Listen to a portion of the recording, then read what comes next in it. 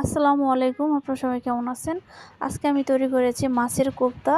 তো এখন আমি মাছের কোফতাটা তৈরি করে দেখাবো। তো এখানে আমি কিছু মাছ নিয়েছি। তো এখন মাছগুলোকে আমি সিদ্ধ করে নেব। মাছগুলো সিদ্ধ করে কাটা বেছে নিতে হবে। তো মাছ আমার সিদ্ধ করা হয়ে গেছে। তো এখন মাছগুলোকে আমি পরিষ্কার করে নেব, মাছের কাঁটাগুলো ফেলে দিব।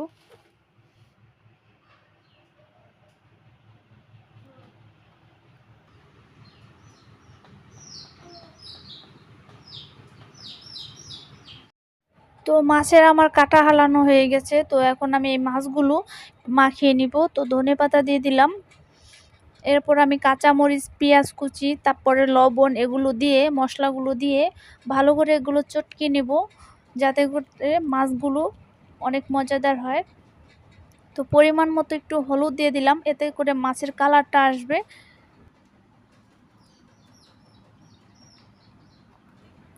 তো এখানে আমি হালকা একটু নিয়ে আটা দিয়ে দিব।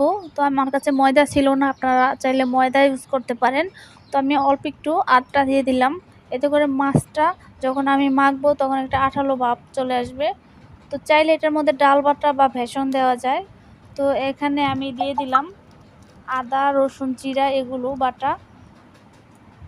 এরপর দিয়ে দিলাম আমি একটা ডিম ভেঙে। তো এখন আমি এগুলোকে সব মশলাগুলো একসাথে চটকিয়ে নিব এবং বলের আকার দিয়ে দিব।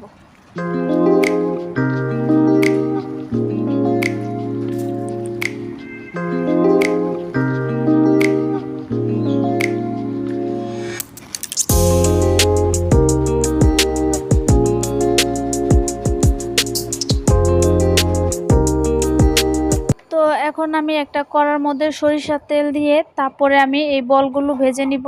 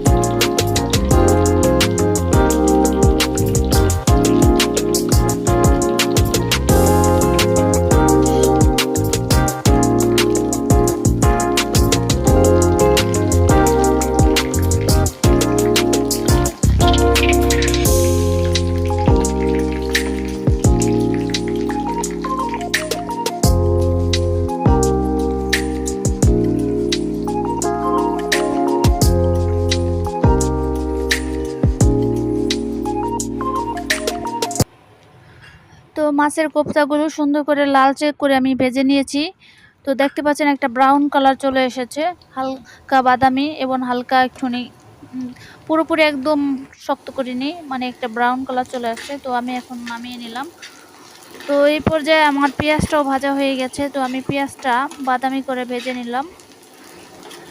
তো এর মধ্যেই আমি কোফতা কারিটা করে ফেলবো। তো পেঁয়াজটা আমার ভাজা হয়ে গেছে। তো এখন আমি মরিচের গুঁড়ো দিয়ে দিব পরিমাণ মতো, হলুদের গুঁড়া এবং দিয়ে দিব পরিমাণ মতো লবণ এবং জিরা বাটা, আদা বাটা, রসুন বাটা এবং আমি কিছু টমেটো দিয়ে দিব। একসাথে কষিয়ে নেব মশলাটাকে।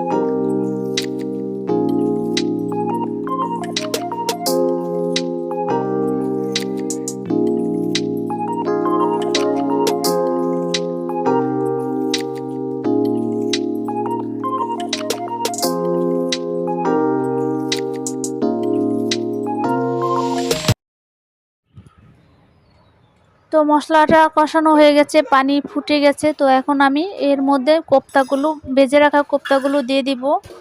তো কোপ্তাগুলো দিয়ে তারপরে এর মধ্যে আরও 5 মিনিট রান্না করে নিব, তারপরে আমি নামিয়ে নিব রান্নাটা।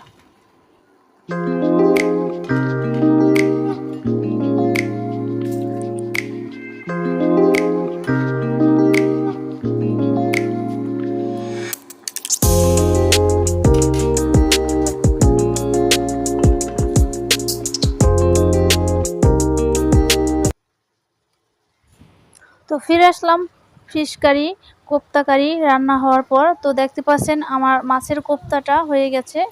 তো এই পর্যায়ে আমি নামিয়ে নিব। তো আপনারা যদি চান একটু মাখা মাখা ঝোল রাখবেন তাহলে এখনই নামিয়ে ফেলবেন, আর যদি চান একটু ঘন করবেন তাহলে আরেকটু জাল করে নেবেন। তো আমি এখনই এটাকে নামিয়ে নিব। তো আজকের ভিডিও ছিল এই পর্যন্তই। আপনারা সবাই ভালো থাকবেন, সুস্থ থাকবেন। আসসালামু আলাইকুম।